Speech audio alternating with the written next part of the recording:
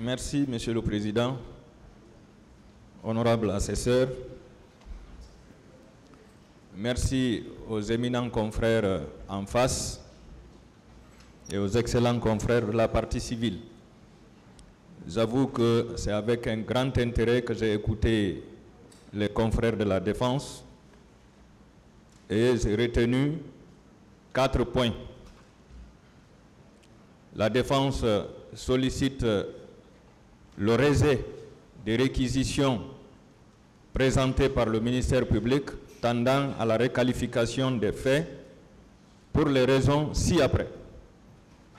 Premièrement, pour choses jugées par rapport à l'arrêt rendu par la Cour suprême qui avait statué sur la requalification. Deuxièmement, pour non-respect, selon eux, du principe de la légalité des délits et des peines. Troisièmement, pour non-rétroactivité de la loi pénale de fond. Et enfin, quatrièmement, pour l'inapplicabilité des conventions internationales, notamment le statut de Rome.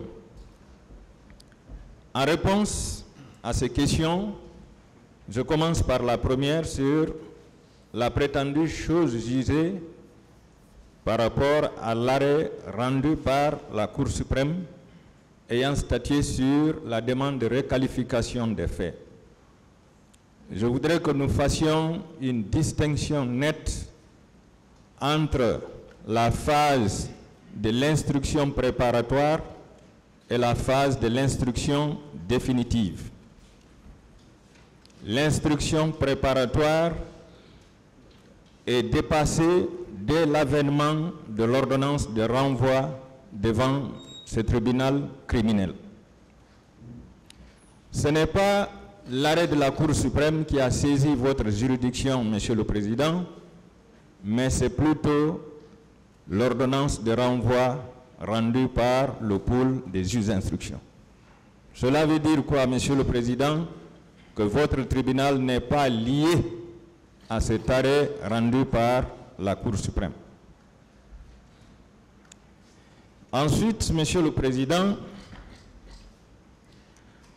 rien ne s'oppose juridiquement que votre tribunal requalifie les faits qui vous sont soumis. Ce sont les faits qui doivent être requalifiés et non des décisions, Monsieur le Président.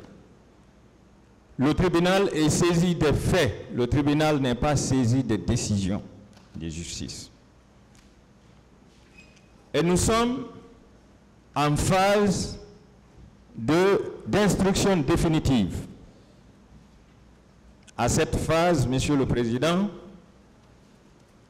lorsqu'à la lumière des débats, l'une des parties, et non la moindre, le ministère public, donc le poursuivant, estime que les faits qui sont en train d'être examinés par le tribunal sont aussi graves, voire même plus graves, que ceux contenus dans l'ordonnance de renvoi devant le tribunal criminel. Je pense que c'est un droit pour le ministère public et d'ailleurs un devoir pour lui de solliciter la requalification de ces faits en crime contre l'humanité. Et cette réquisition, Monsieur le Président, je pense qu'elle est légale dès lors qu'elle a été faite sur le fondement des dispositions de l'article 405 du Code de procédure pénale.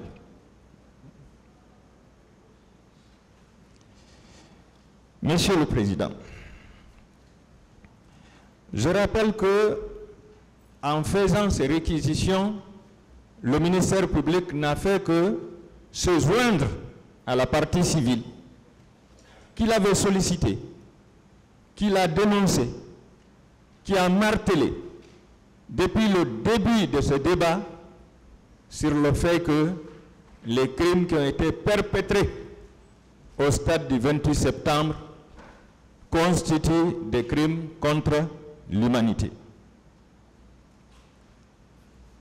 Dès lors, Monsieur le Président, nous pensons que ces réquisitions tendant à la requalification qui sont venues s'ajouter à la demande de la partie civile doivent être déclarées recevables et fondées. Sur le prétendu non-respect du principe de la légalité des délits et des peines. Pour la défense, en 2009, le crime contre l'humanité n'était pas prévu dans notre législation. En conséquence, leurs clients ne sauraient être poursuivis et jugés sur la base de ces crimes.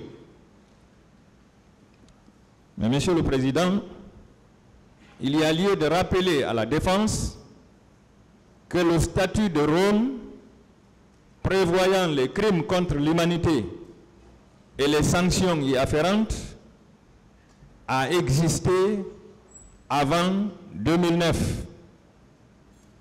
Et ce statut de Rome a été ratifié par la République de Guinée le 14 juillet 2003, soit 6 ans avant la commission des crimes au stade du 28 septembre. Autrement dit, Monsieur le Président, les crimes contre l'humanité et les sanctions prévues ont existé avant la commission des crimes au stade du 28 septembre. Cela veut dire que ces crimes ont été prévus dans cette législation internationale, donc dans cette convention, et les sanctions également ont été prévues. Et dès lors que la Guinée a ratifié ce statut de Rome, le statut est immédiatement applicable sur toute l'étendue du territoire national. C'est pourquoi, Monsieur le Président, l'argument de la défense tombe en brèche. Sur le troisième point, sur le principe de non-rétroactivité de la loi pénale de fond. Pour la défense, le statut de Rome n'est pas applicable dans le cas d'espèce au détriment du Code pénal guinéen. Mais à la lecture de l'article 6 du Code pénal de 2016, je vais me permettre de faire la lecture très rapidement. Cette rétroactivité est bien prévue. Sont seuls punissables les faits constitutifs d'une infraction à la date à laquelle ils ont été commis. Ne peuvent être prononcées que les peines légalement applicables à la date de la décision. Toutefois, les dispositions nouvelles s'appliquent aux infractions commises avant leur entrée en vigueur et n'ayant pas fait l'objet d'une condamnation passée en force de choses jugées lorsqu'elles sont moins sévères que les dispositions anciennes. Monsieur le Président, le Code pénal guinéen, à l'époque des faits, c'était le Code pénal de 1998. Ce code prévoyait à l'époque la peine de mort